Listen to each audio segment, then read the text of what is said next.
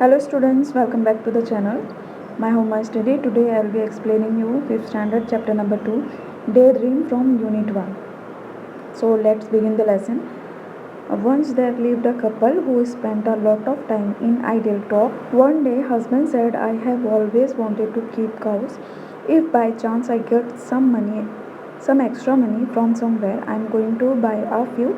एक कपल रहता है, वो क्या करता है, हमेशा बेकार की बातें करते हैं. तो एक दिन क्या होता है, हस्बैंड बोलता है वाइफ से कि अगर चांस मिल गया या तो मुझे ज़्यादा पैसे मिल जाएंगे तो मैं क्या करूँगा और गाय खरीद कर लाऊंगा. But that means a lot of work. You have to feed cows, walk them, bath them, milk them. Cows need a lot of looking after. One cow would be enough. There's no need to buy more cows, said the wife. Wife क्या बोल रही है कि अगर और गाय लेकर आओगे तो काम बहुत बढ़ जाएगा. उनको दूध देना होता है, नहलाना होता है, खिलाना होता है, तो एक गाय ही काफ़ी है, ज़्यादा लाने की ज़रूरत नहीं. But think of all the milk we will get if you buy more, said the husband. अगर हस्बैंड क्या बोल रहा है कि हम लोग को और ज़्यादा मिल्क मिलेगा अगर हम गाय ले आए तो. That's true, the wife agreed. और वाइफ क्या होती है, राज़ी हो जाती है इस बात पे. That's true, the wife agreed. There will be so much milk that we can even have plenty of dahi and butter and ghee. Wouldn't it be lovely? How lucky that I have this earthen pots kept aside. I will use one of the pots for milk, one for dahi, one for butter. The ghee I will put another jar, and I will use this remaining pot to send milk to. अब जो wife है वो क्या करती है, day dreaming करने लगती है. अगर ज़्यादा दूध आएगा तो क्या होगा, ज़्यादा दूध से दही बनेगी, बटर बनेगा और घी बनेगी, और ज़्यादा हो जाएगा तो क्या करेगी, वो अपनी बहन के पास भेज देगी. Send milk to your sister. Who said you could send milk to your sister? There will be plenty of milk if we have so many cows. Why shouldn't I send it to my sister? अभी देखो husband wife का argument चालू हो गया है कि वो क्या बोल रही है कि मैं अपनी बहन के पास भेज दूँगी अगर ज़्यादा हो जाएगा तो, और हस्बैंड क्या बोल रहा है कि नहीं, मैं इसे क्या करूँगा, मार्केट में बेचूँगा. Because we are going to sell in the market, that's why I will decide what to do with all the milk, and not a drop of it goes to your sister. Husband क्या बोल रहा है कि बाकी जो दूध बचेगा वो क्या करेगा, मार्केट में बेचेगा, और एक भी बूंद जो है उसकी बहन के घर पे नहीं जाएगा. I will see how you can stop me from sending a pot full of milk to my dear sister. I do all the hard work running after the cows so naturally. I will decide what happens to the milk. Just try stopping me, the wife exclaimed. अब क्या बोल रही है wife कि अगर मैं पूरा गाय को देखूंगी, उसकी देखभाल करूंगी, अगर तुमने मेरी बहन के यहाँ जाने से रोका तो देखना मैं क्या करूंगी. ये लोग ऐसे डे ड्रीमिंग वाली बात पे ही झगड़ा करने लग रहे हैं. Is that so? Shouted the husband. Watch this. Then he began to lift and smash the earthen pot one by one. His wife began to scream. और उसके बाद क्या बोलता है आदमी, हस्बैंड उसका, कि अगर ऐसा होने वाला है तो क्या करता है, वो जो अर्थन पॉट उसके पास जो मिट्टी के बर्तन रहते हैं उसको स्मैश करता है हाथ से, मतलब तोड़ता है, और क्या करता है एक के बाद एक फेंकने लगता है. उसकी वाइफ क्या होती है, ज़ोर से चिल्लाती है. गोपाल भंग, who was passing by, heard all the commotion. एक गोपाल भंग, एक जो आदमी रहता है वो रास्ते से गुजरते रहता है, वो क्या करता है, इन लोग की पूरी बात सुन लेता है.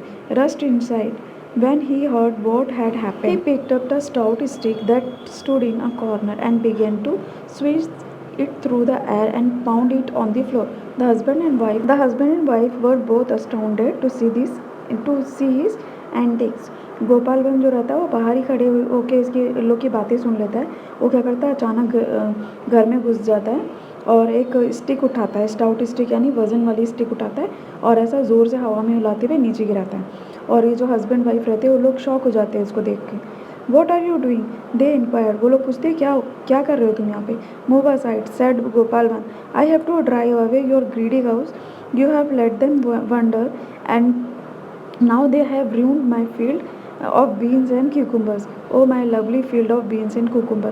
क्या बोल रहा है गोपाल भंग कि तुम्हारी जो गाय है ना वो क्या करिए, मेरे खेत जो कुकुम्बर और बीन्स का जो खेत है मेरा, उसके अंदर पूरी गाय जो है वो पूरा खा चुकी है. अब मैं क्या करूँगा, तुम्हारी गाय को मारने वाला हूँ.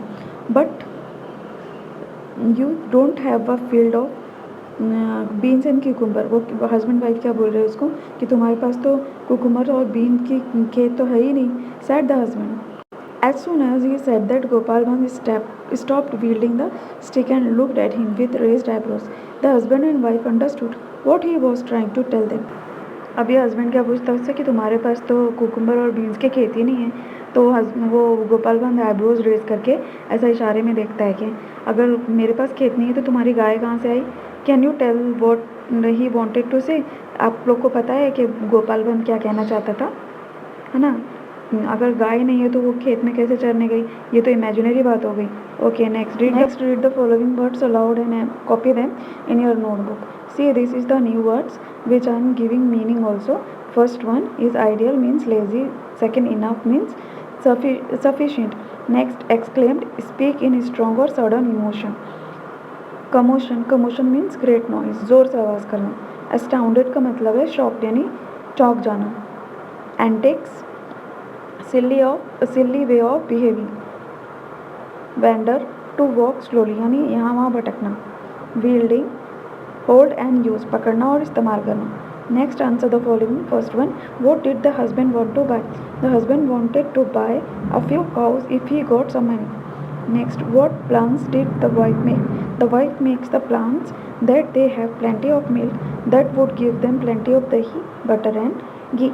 What did the husband want to do with the extra milk? Husband wanted to sell extra milk in the market. Next, what did Gopal Bhang said he was doing? Gopal Bhang said he was driving away the greedy cows that were wandering in his field as had ruined his field of beans and cucumbers. Next one, did Gopal Bhang have a field? No, Gopal Bhang did not have a field. Next one, what did Gopal Bhang want to tell the husband and wife? Gopal Bhang wanted to tell the husband and wife that they were foolishly arguing and screaming uselessly over their daydreams. Next question, what is the difference between a dream and daydream? A dream is one's ambition or goal in life, where daydream is wishful thinking. अब क्या पूछ रहे हैं, dream और day dream में क्या फ़र्क है?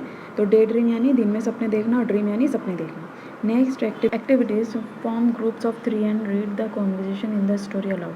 ये इसको ना ग्रुप बनाकर स्टोरी को ज़ोर से पढ़ो. Right about your own day dream in short. अपने डे ड्रीम यानी दिन में जो सपने देखते हो उसको छोटे से पैराग्राफ में लिखो. Begin with a word and right many related words. ये देखो स्कूल दिया है ना, इसमें स्कूल में देखो टीचर्स देखते हैं, मैथ्स पढ़ते हैं, एग्जाम्पल्स पढ़ते हैं, प्रॉब्लम जो भी है इसके डायग्राम ऐसे बनाना है. तो फर्स्ट दिया होम, फूड और मेडिसिन. होम का एग्जाम्पल देते हैं. होम में क्या रहता है? चेयर रहता है, कबर्ड रहता है और जो भी रहता है, मदर रहते हैं, फादर रहते हैं. फूड में जो भी रहेगा, ग्रेन्स रहेगा, पल्सेस रहेगा, वेजिटेबल्स रहेगा, लिखना. देखो मेडिसिन में क्या रहेगी? सिरप रहेगा, एंटीसेप्टिक रहेगी. या तो मेडिसिन में जो भी आपको समझ में आता है वो लिखो. Next, group work, discuss in group 5.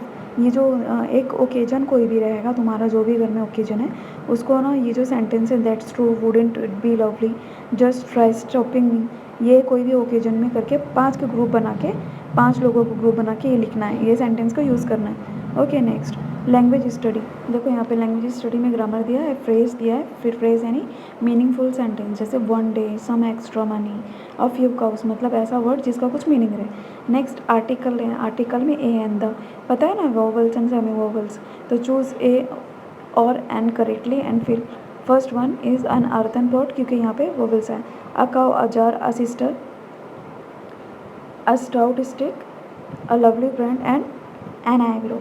यहाँ पे वोवेल्स है ना. Okay, next, write the plural forms. Cow, cows, pot, pots, jar, jar, sister, sisters, market, markets. Next, drop, drop, stick, sticks, corner, corners, field, fields, cucumber, cucumbers. Okay, with this we are ending our chapter. If you like our videos, please subscribe to the channel and share with your friends. Thanks for watching.